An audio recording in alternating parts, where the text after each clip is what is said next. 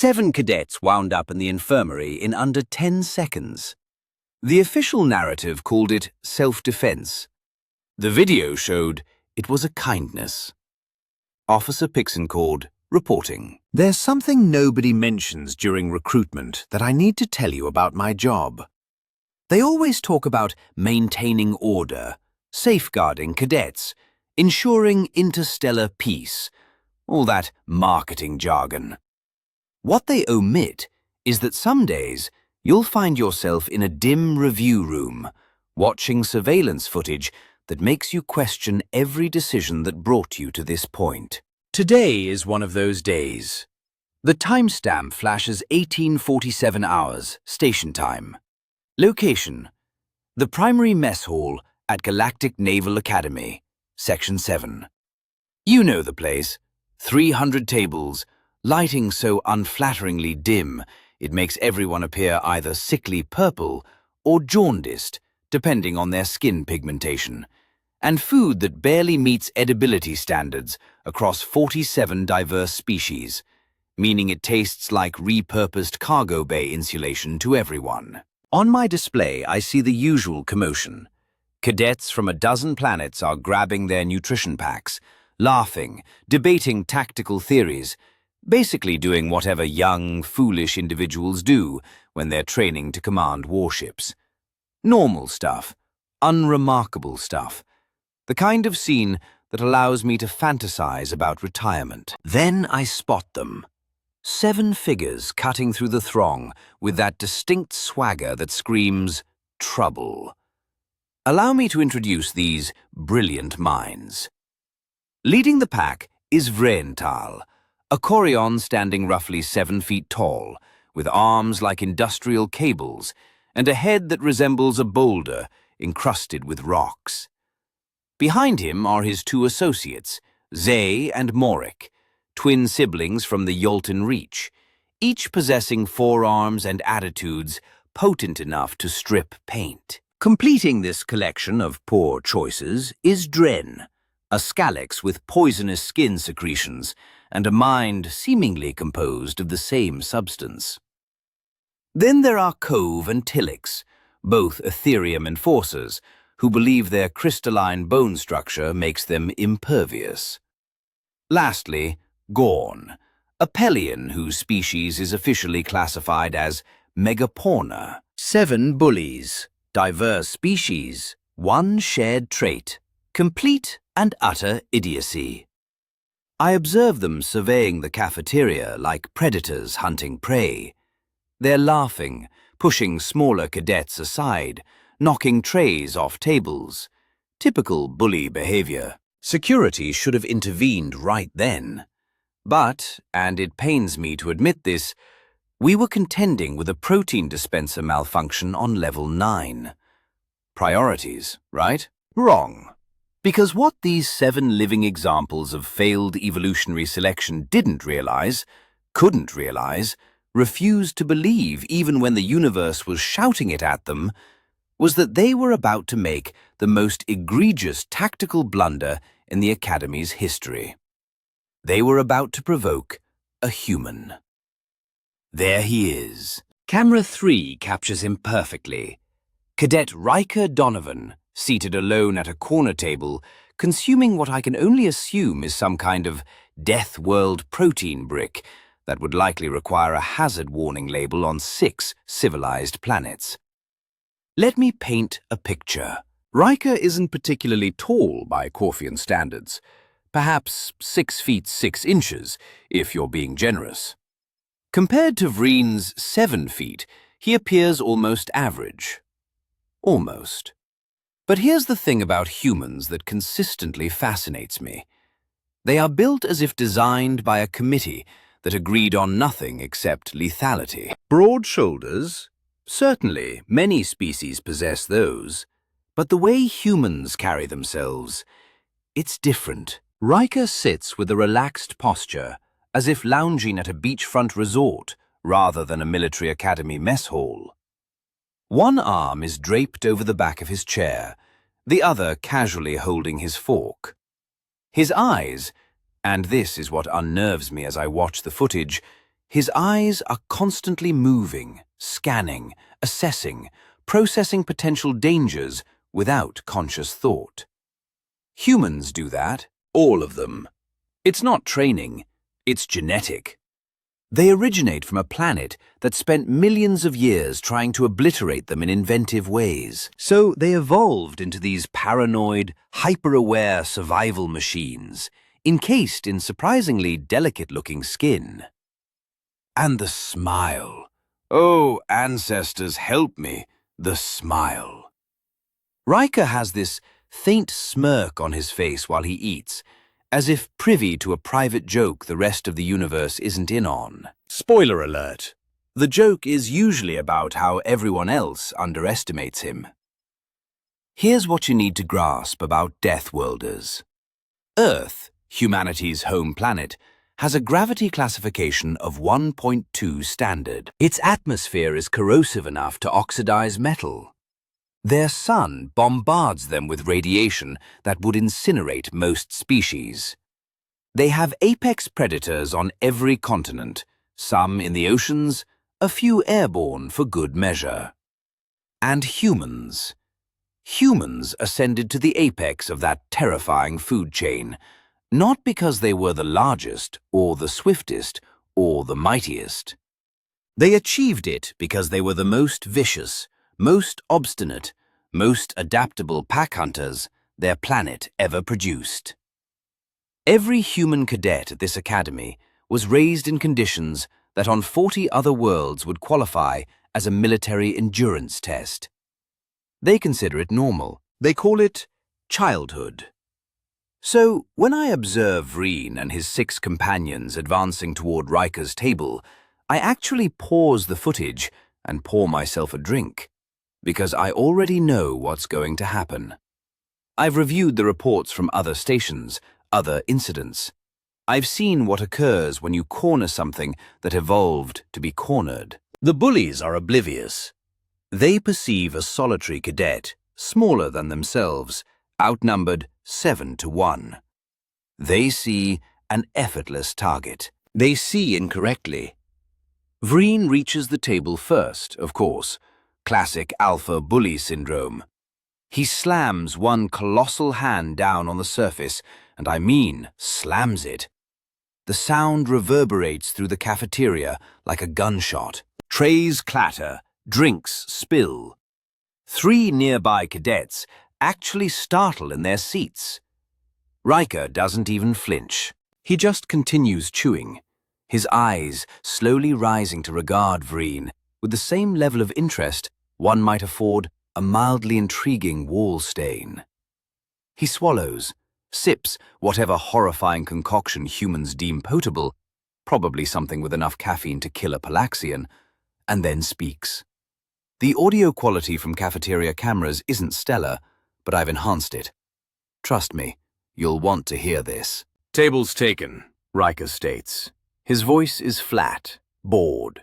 The kind of tone you use when explaining something painfully obvious to someone profoundly unintelligent. Vreen leans in, all 7 feet of rock-faced menace. "I don't think you grasp the situation, human. This is our sector. You're in our spot." "Your spot?" Riker carefully sets down his fork. "Funny, I don't see your name on it. Did you lick it? Is that a Korean thing? Territorial licking?" I actually laugh watching this. I shouldn't, but I do. The sheer audacity of this human. Zay and Morik circle around to flank Riker's sides, all 8 arms crossed in what they likely believe is a menacing display. The other 4 bullies fan out, forming a loose perimeter. Classic intimidation formation. 7 on 1, textbook. And here's where it gets fascinating. Watch the other cadets. Camera 5 captures it beautifully. A Valoran cadet 3 tables away glimpses the situation, grabs his tray, stands up, and swiftly walks away. A group of Syntherian students follows, then more. It's like observing water draining from a basin. Within 15 seconds, a 20-table radius around Riker is entirely vacated. They know, perhaps not consciously, but on some primal level, every non-human in that cafeteria comprehends that they are witnessing a lit fuse on a bomb. Vreen hasn't figured this out yet. He's too preoccupied attempting to stare down a human, which, and let me be perfectly clear, is like trying to stare down a natural disaster. It doesn't care, and you're merely squandering your final moments. "Get up," Vreen snarls, "or we'll make you get up." Riker tilts his head slightly, and I swear on my pension, he looks disappointed. Not afraid, not angry, but disappointed, like a teacher observing a student fail a test they'd studied for. "Let me confirm I understand," Riker says, slowly, deliberately. "You seven, you want me, one human, to stand up and leave because you've declared this is your table. That's the plan here?" "That's the plan, Deathworlder." Dren spits the last word like an insult. His toxic skin is already flushing that angry purple, indicating his secretions are active. "Unless you want to discover why we control this section." Riker nods thoughtfully. Then he stands up. For a brief moment, I think perhaps he's going to walk away. Maybe he'll be the more mature one. Maybe, just maybe, I won't have to file the galaxy's most disheartening incident report. Then I notice his stance. Feet shoulder-width apart, weight on the balls of his feet, hands loose at his sides, every muscle in his body coiled like a spring. "Oh no." "Okay," Riker says, and his smile broadens just a fraction. "Let's find out." That's when Vreen makes his move. The clock starts now. I've watched this footage 47 times. I've slowed it down. I've analyzed every single frame. I've conferred with combat instructors, xenobiologists, and one very inebriated physicist who kept mumbling about reaction times while insisting I was fabricating the whole thing. It required 7 seconds. Let me break this down for you, because if I merely described it at normal speed, you'd assume I was exaggerating. Second one. Vreen unleashes a haymaker that could dent a shuttle hull. It's a well-executed punch, proper form, all that mass behind it. Riker isn't there anymore. He's ducked beneath it, completely rotated his body, and driven his elbow up into Vreen's ribcage with enough force that I can actually see the shockwave ripple through the Quarian's chest. That rock-like skin, supposedly nearly impenetrable, simply buckles. Vreen's eyes widen. Air explodes from his lungs. He's already incapacitated. He just hasn't realized it yet. Second two. Zur and Morik converge from both sides, all 8 arms reaching. A smart maneuver. Humans are theoretically incapable of defending against simultaneous attacks from multiple angles. This is common knowledge, yet Riker defies it by dropping incredibly low, his knees almost scraping the floor, to sweep Morik's lead leg. 4 arms prove useless when one is disoriented and airborne. Morik crashes hard, face first onto the cafeteria floor. I distinctly hear his nose break. That's 2 fractured facial bones and a concussion, consigning him to medical bay bed 3. In a mere 3 seconds, Riker is already recovering from the sweep. What transpires next is terrifyingly beautiful. He doesn't merely block Zur's descending punch, he catches it, leveraging its momentum to yank Zur forward while simultaneously driving his knee upward. The impact point is Zur's solar plexus, causing all 4 of Zeph's arms to spasm simultaneously. A wheezing sound, like a deflating balloon, escapes him. 3 fractured ribs, potential internal bleeding, medical bay bed 4, requiring monitoring. Dren finally processes the unfolding chaos and lunges, his toxic skin fully activated. His secretions are capable of inducing paralysis on contact. Riker, however, does not evade. He seizes Dren's wrist, spins, and executes a joint lock that hyperextends the Scalex's elbow in a direction anatomically impossible for elbows. The audible snap is horrifying. Dren screams. Riker shoves him away without ever contacting the toxic skin. Dislocated elbow, compound fracture, psychological trauma. Medical Bay Bed 5. Heavy sedation recommended. The next 5 seconds are my favorite part, shamefully so. Cove and Tillix charge in unison, confident their crystalline bone structure provides an advantage. Riker again lowers his center of gravity, this time darting between them. As he passes, he delivers 2 swift strikes, one to each of their knees, impacting from the side. That vaunted crystalline structure, which ordinarily provides pride, does not bend. It shatters. Both collapse like pulverized buildings. Synchronized knee reconstructions are needed, consigning them to Medical Bays 6 and 7. An orthopedic specialist will be required. 6 seconds in, Gorn, the Palaxian megapona, finally overcomes his shock and charges.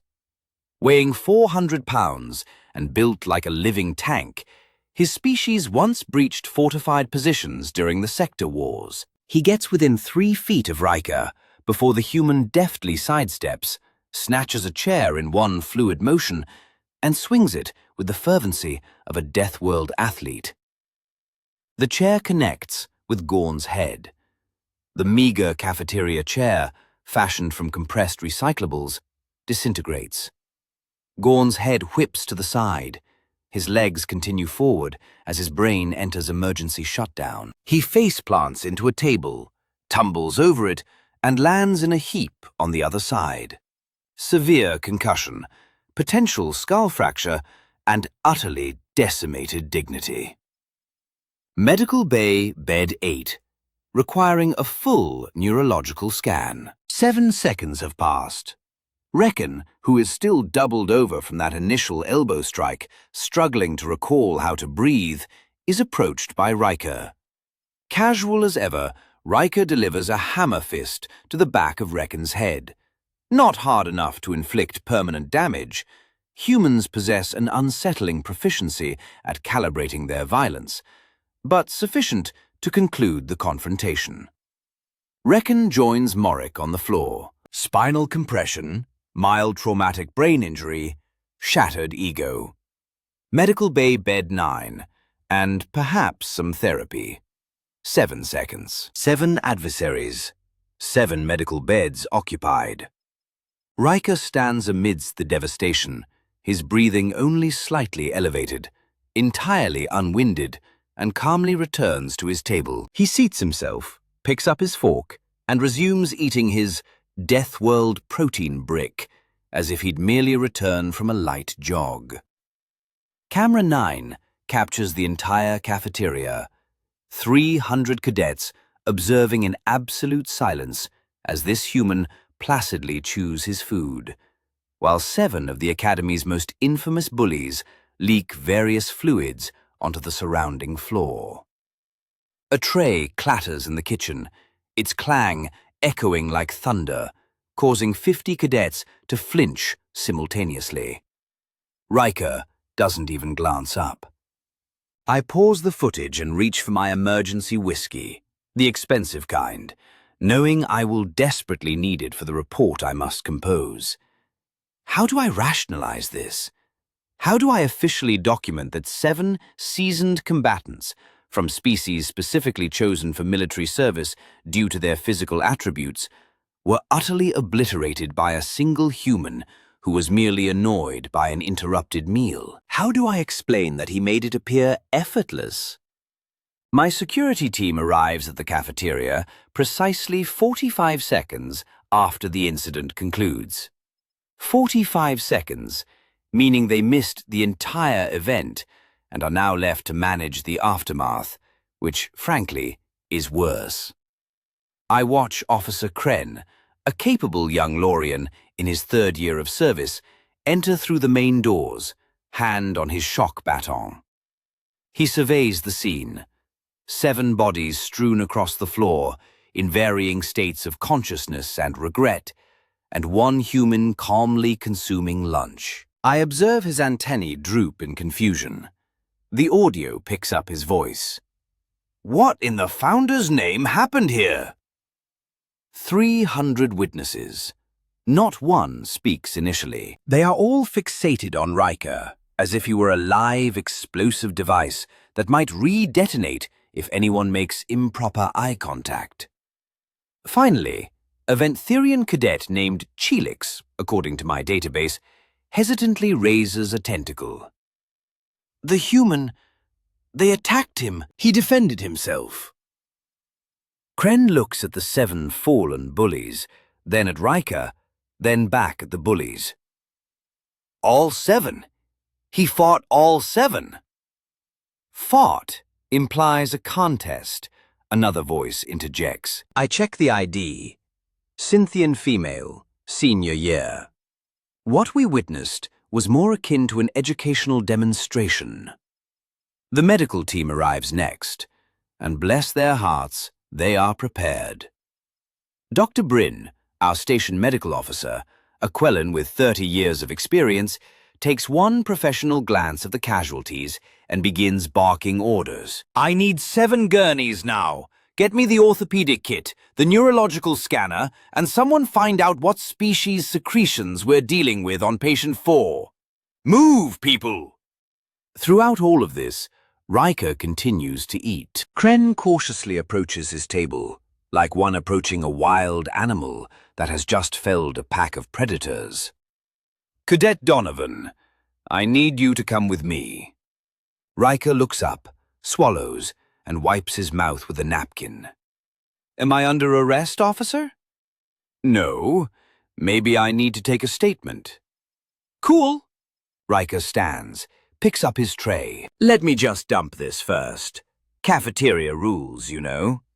He walks past 7 groaning, bleeding bullies, past 300 stunned witnesses, past my security team, to the disposal station. He scrapes his plate, properly sorts his recyclables, and places his tray in the return slot. Then he turns to Kren with a pleasant, cooperative smile and says, Ready when you are, officer. I love my job. I hate my job. The administrative response is where things truly become fascinating. Captain Torx, Academy Commandant, a Krell species, boasting 40 years of military service and a veteran of 2 wars and countless diplomatic nightmares, must now sit opposite this human cadet and determine how to resolve this situation. I have the interview room footage right here. Torx has all the incident reports, all the witness statements, all the medical documentation. He has been reviewing it for 2 hours. Riker sits across from him, relaxed, patient, completely at ease. Cadet Donovan, Torx begins, and I can discern the exhaustion in his voice. 7 cadets are currently in the medical bay. 7. Do you comprehend the gravity of this situation? Yes, sir. I do. Riker's tone is respectful, professional. 7 cadets initiated an unprovoked assault. I defended myself using appropriate force. Academy Regulation 4-7-2, subsection 3. A cadet has the right to self-defense when faced with imminent physical threat. Torx's eye twitches, ever so slightly. Appropriate force? Yes, sir. Son, you hospitalized 7 beings in 7 seconds. Yes, sir. I timed my response to neutralize the threat as quickly as possible to minimize overall harm. If I dragged it out, someone might have gotten seriously hurt. The silence in that interview room was palpable enough to crush steel. Torx stares at this human, this being from a nightmare planet, who has just presented a logical argument that fighting 7 opponents faster somehow reduced casualties. The terrifying aspect is that he is correct. Talks closes the folder. The 7 cadets who attacked you have been expelled from the academy, effective immediately. Assault, intimidation, violation of conduct code. You, Cadet Donovan, are officially cleared of any wrongdoing. Self-defense, textbook application. Dismissed. Riker stands, salutes. Thank you, sir. Donovan. Sir. Talks leans forward. How much were you holding back? Riker's expression remains unchanged, but a flicker passes through his eyes. Respectfully, sir, I'd prefer not to answer that question. The Commandant nods slowly. Dismissed. And just like that, an unspoken rule is etched into Academy culture. You can argue with humans, you can compete with them, you can even dislike them. But you absolutely never, under any circumstances, throw the first punch. Because they have spent 4 billion years throwing punches at a planet that tried to kill them, and they've become exceptionally good at it. The cafeteria incident races through the Academy gossip network faster than a warp jump. By the next morning, everyone knows. By the afternoon, the story has mutated into 17 different versions, each more dramatic than the last. I've compiled some of the best from intercepted communications. My personal favorite claims Riker fought off 15 attackers while juggling chainsaws and reciting Deathworld poetry. I don't even know where to begin with that one, but the genuine reactions are more intriguing than the rumors. Camera footage from the following day shows cadets literally altering their walking routes to avoid Riker in the corridors. Not running away, that would be too obvious, too embarrassing. Minor route adjustments cause a stir, leading everyone to check their datapads. A particularly intriguing wall panel captures attention, and another corridor now seems significantly more efficient. A gathering of Palaxian cadets, of Goran species, convenes in the recreation area. Their discussion, which I've recorded, centers on whether to formally apologize to Riker for Gorn's actions. Kessa, a female cadet, suggests that humans might interpret their silence as ongoing animosity. Another cadet argues that approaching Riker after the incident could be seen as a provocation. Ultimately, they decide against confronting him, a prudent choice. The training grounds become a zone of careful distancing and study. Sparring sessions with human cadets now have extensive waiting lists, as everyone is eager to learn from these Deathworlders. However, chances for actual close contact practice have mysteriously dwindled. It's a curious phenomenon. Meanwhile, in the medical bay, the 7 aggressors are having what can only be described as a profound experience. Dr. Bryn reports that all 7 have been exceptionally quiet, cooperative, and deeply contemplative about their injuries. Vreen, the self-proclaimed mastermind, apparently spent his first conscious hour repeatedly murmuring, "So swift. He was so swift."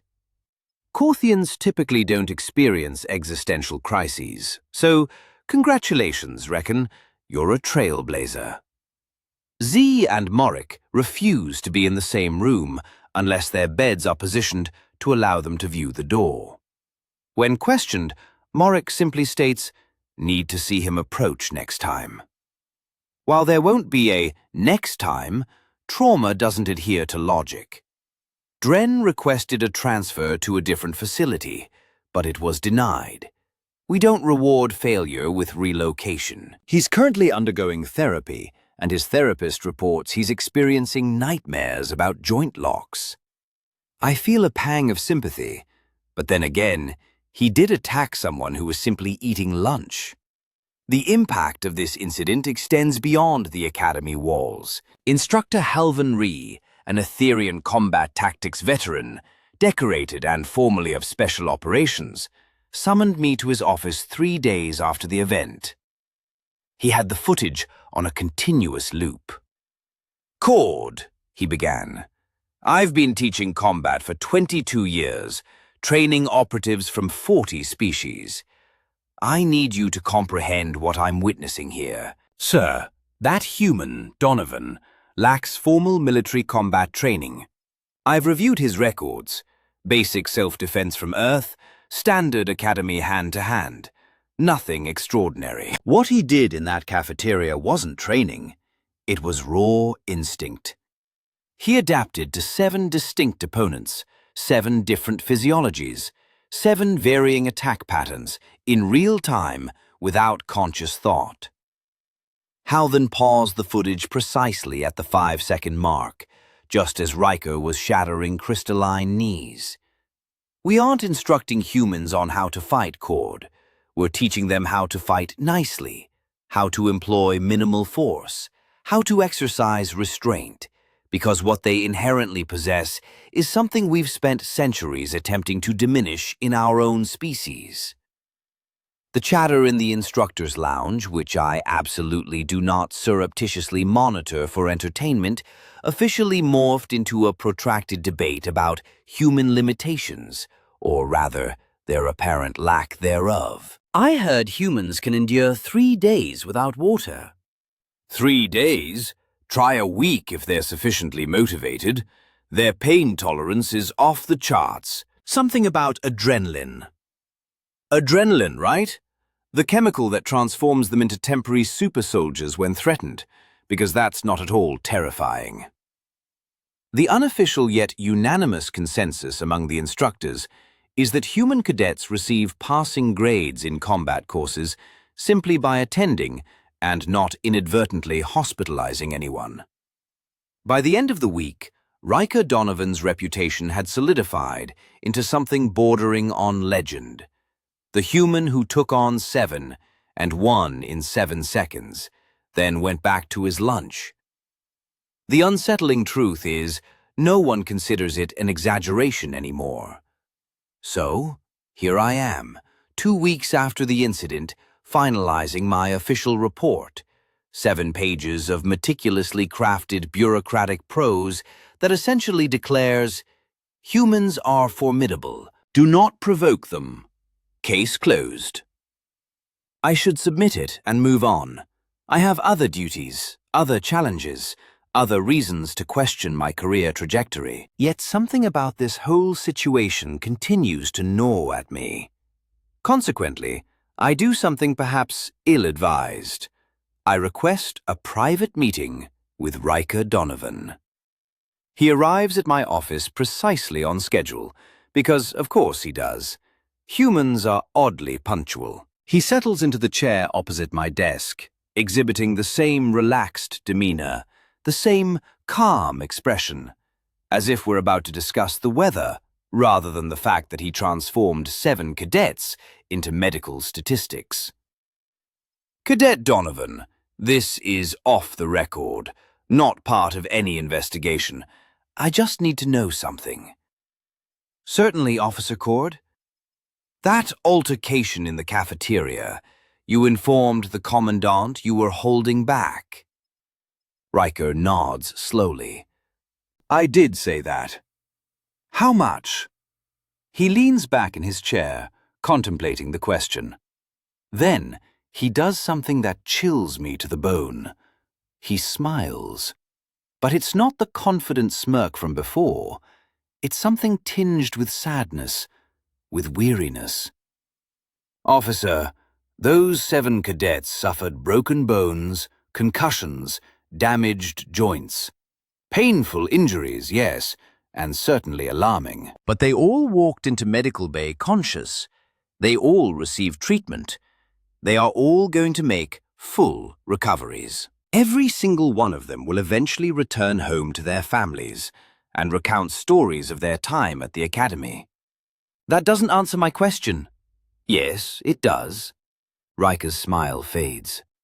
I am trained in 17 different methods to kill someone with my bare hands.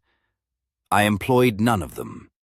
I am trained to target vital organs, major arteries, structural weak points in non-human physiology. I avoided all of them. What I did in that cafeteria was the gentlest possible response to 7 beings attempting to harm me. The gentlest response. 7 hospitalized cadets. Gentlest. You could have killed them, all of them, in about the same amount of time. He states this matter-of-factly, as if discussing lunchtime options. But they were foolish kids making a foolish mistake. They didn't deserve to die. They deserved to learn a lesson and live to apply it. So that's what I gave them. I sit there absorbing this. This human, this product of a death world that somehow fostered a species capable of calculated mercy in the midst of combat, just explained that his 7-second rampage was an act of kindness. Officer Cord, may I ask you something? Why does everyone seem so surprised? You have our files. You know our origins. You know how Earth is classified. Did you genuinely believe those classifications were exaggerations?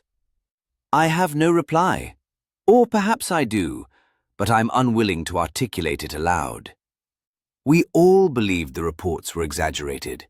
We all presumed human capabilities were inflated by propaganda, or apprehension, or misunderstanding. We were mistaken.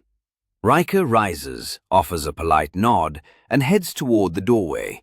He pauses on the threshold. For what it's worth, officer, most humans are genuinely striving to integrate here, to be good partners in this entire galactic community endeavor. We are aware of our differences. We are aware that we can be unsettling. We are working on it.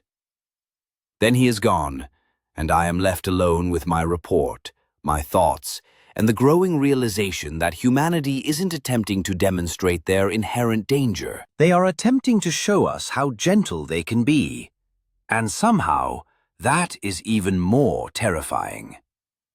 I submit my report with one additional recommendation. It receives immediate approval and is disseminated to every Galactic Naval Academy in the sector. New official policy, effective immediately. Section 12, subsection 4, paragraph 7. When encountering human cadets in non-combat situations, remember that their restraint is a courtesy, not a limitation. Afford them the same respect you would any colleague. Do not test their patience. Do not challenge their boundaries. Do not assume their serene demeanor signifies an inability to respond to threats. Above all, do not interrupt their meals. I add one final entry to my personal log, the one no one else sees. Today, I comprehended that the most perilous species in the galaxy isn't the one that evolved to kill efficiently. It is the one that evolved to kill efficiently and then deliberately chose to be kind instead.